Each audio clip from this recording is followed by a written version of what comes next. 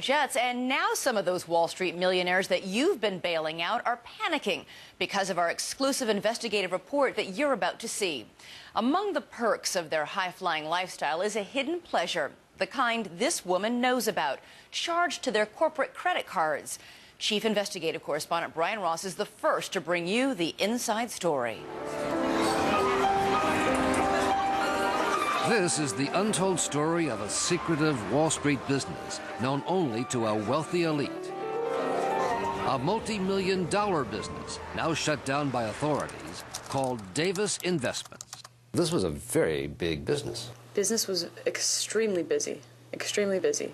33-year-old Kristen Davis started Davis Investments after being fired from a hedge fund and went on to become a millionaire, an unlikely corporate boss who offered a product with unique investment dividends. It's investment in your fun, in your happiness. Have you heard from any of your clients since your arrest? Not one. No surprise. Davis Investments was just a front used by Kristen Davis to run what was one of New York's biggest prostitution operations. Hello. A virtual conglomerate, each subsidiary with its own website and set of girls and customers. Wicked Models, advertised as an upscale agency featuring women who could speak 2 languages and had bachelor's degrees. Dream Girls, Candy's Room, Girls of Eve's Garden, all owned by Kristen Davis, the Wall Street madam. The art of it is that we market to different price points. Same girls. Same girls, different names. On the websites, different pictures. It's all marketing. So you applied all the business acumen you had picked up working in Wall Street to your That's correct. Wall Street madam job. That's correct. I can sell you the same girl with 5 different descriptions. You might choose the Ivy Leaguer who grew up a socialite, or you might choose the girl from Kentucky. It's all the same girl. And at the very high end was what was called Carlyle Trust, mimicking the name of a prestigious investment firm, offering fashion models supposedly fresh from the runways of New York and Paris. When she started, Davis says she would make the rounds of New York's top clubs and night spots with some of her best girls along, setting the bait for the city's movers and shakers. You get a table, people might come up to you and start talking, what do you do and this sort of thing, and I'm pretty honest. I just say, hey, I'm running an escort agency, here's a card. The best little whorehouse on Wall Street was on William Street, just a few blocks from the New York Stock Exchange. This is where dozens of top lawyers and bankers and traders came every week, down the hall to apartment 3A, for what are known in the trade as in-calls.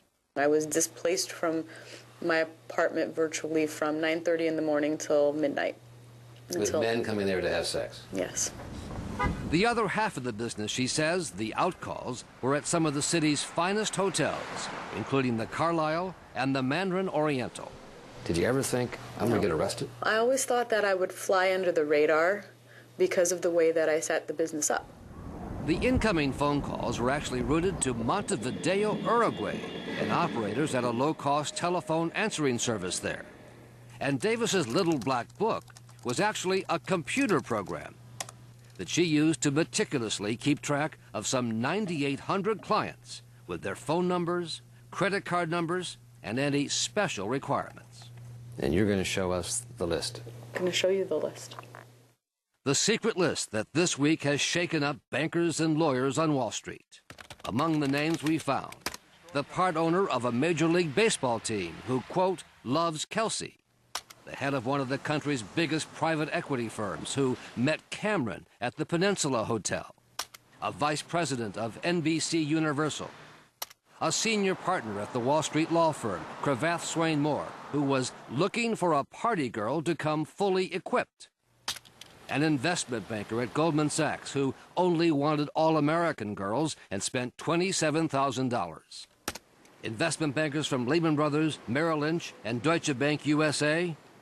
And a major New York real estate developer who the girls were warned will come to the door wearing women's panties.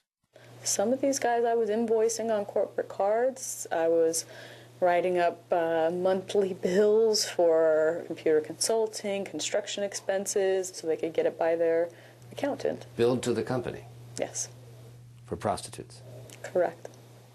Clients who paid by credit card would only see charges for Davis investments on their monthly statements. Some of the men we talked to denied using their corporate cards. But for those who did, it could be its own crime, according to former New York prosecutor Sid Baumgarten. That actually would be a felony, because you're not only falsifying the records, you're doing it to cover up a crime. During the go-go days of Wall Street, Kristin Davis's business boomed. But it all came to a screeching halt last year, when then New York Governor Eliot Spitzer was identified as client number 9 of a rival escort service in New York. Good afternoon. In the resulting crackdown, police arrested Davis and raided her escort service conglomerate. But when she sought to negotiate a plea deal, she says the Manhattan district attorney had no interest in pursuing her list of Wall Street's rich and powerful. Did the district attorney ask you about any of that? No. No interest? No interest. I, as the proprietor of a business, get arrested and lose everything when no one that was frequenting my business or spending $200,000, $300,000 a year has been punished in any way or even looked into. A spokesman for Manhattan District Attorney Robert Morgenthau said the office had no comment on the handling of the Davis case or its failure to pursue the allegations of misuse of corporate money. I think it was worthy of investigating further. Not necessarily just for the patronizing, but for the use of these business records and credit cards to see what kind of fraud or tax fraud was being used. And if so, that is a major offense. But as is almost always the case, the men went free and the women went to jail. Kristin Davis spent 3 months behind bars, but avoided further prison time by forfeiting her profits, some $500,000. What she was able to keep was her client list, and now she's writing a book telling all. I don't want to ruin anyone's life, but I want people to be aware of the power that these people wield and how somebody like me, who's chump change compared to a billionaire, you know, gets everything taken, but this person is committing the same sort of crimes just walking around on the street.